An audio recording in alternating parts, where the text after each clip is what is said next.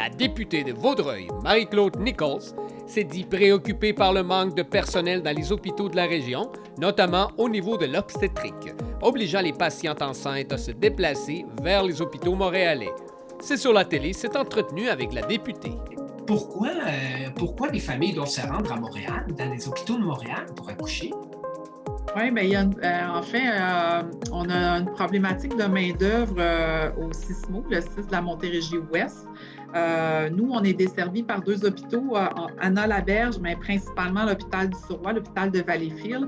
Et depuis 2 novembre 2020 environ, là, il a été porté à notre attention que il y avait beaucoup de démissions, de congés maladie, départ à la retraite, des demandes de transfert.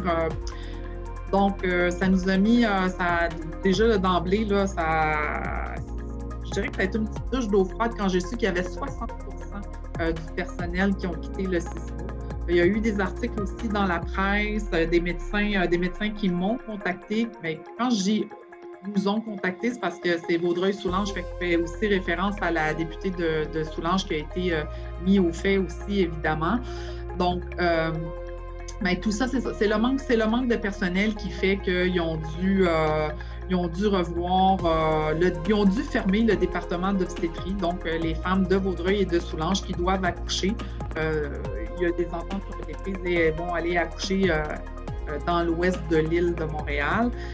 Moi, j'ai fait des interventions, j'ai demandé des rencontres. J'ai eu une rencontre plus précisément vendredi saint, le vendredi de Pâques, vendredi saint, une rencontre d'urgence avec le PDGA, le PDG adjoint du CISMO et la directrice des communications et un médecin là, qui nous ont dit qu'il a fallu trouver là, un cockdown là, pour dévier là, les femmes là, qui doivent accoucher, là, les envoyer à l'extérieur. Ils ont essayé de prendre des ententes avec le CUSUM, ils ont essayé de prendre des ententes avec la Montérégie-Centre.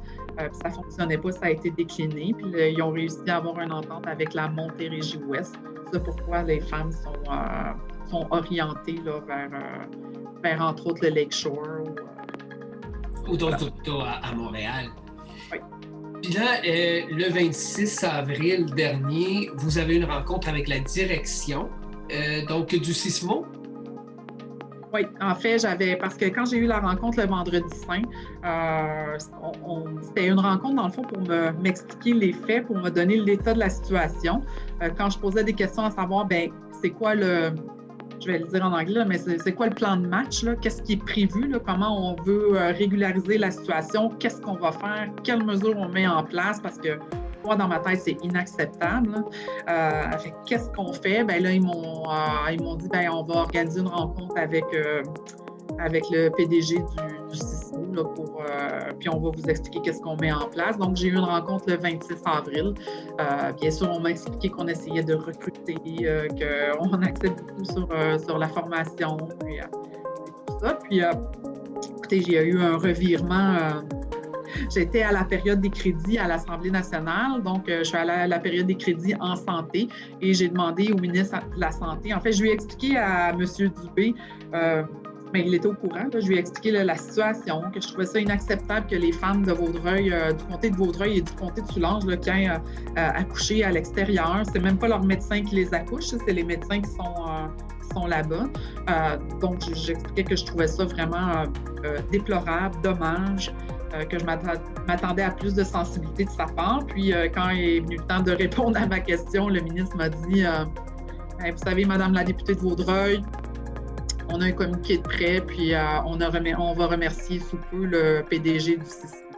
Donc, c'est sûr que j'ai été très saisie.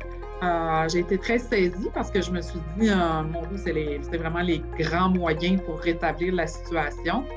Puis, il y a une PDG là, intérimaire là, qui a été mise en place, Mme Béraud. Je ne lui ai pas parlé encore, mais on m'assure qu'on veut là, reprendre le contrôle, ramener les gens ou le personnel, ramener le personnel aussi pour que ça puisse bien fonctionner. J'imagine que c'est un bon argument pour faire avancer les choses pour l'hôpital de Vaudreuil-Soulanges, mais je veux dire, ça l'avance bien, je crois, ces dossiers-là.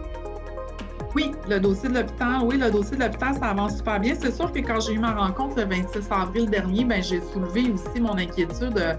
Je me dis, si le Sismo, 60 de son personnel est parti, on va manquer de main-d'œuvre, nous autres, pour le nouvel hôpital qui s'en vient, parce que c'est 3 000 employés, l'hôpital de Vaudreuil-Soulanges. Bon, c'est pas 3 000 médecins, c'est pas 3 000 infirmières. Il y a aussi il y a des préposés aux bénéficiaires, il y a du personnel d'entretien, la mécanique du bâtiment et tout. Là. Mais tout de même, là, j'avais une inquiétude à savoir on va recruter comment. C'est sûr qu'on m'indique que le fait que ça soit un nouvel hôpital, puis que ça soit moderne, puis que ça va sûrement attirer beaucoup de gens.